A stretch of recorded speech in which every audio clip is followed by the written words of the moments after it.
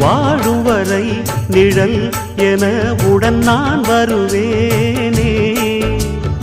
ஏழ் பிறப்பும் உயிர் துணை உனை நான் பிரியேனே.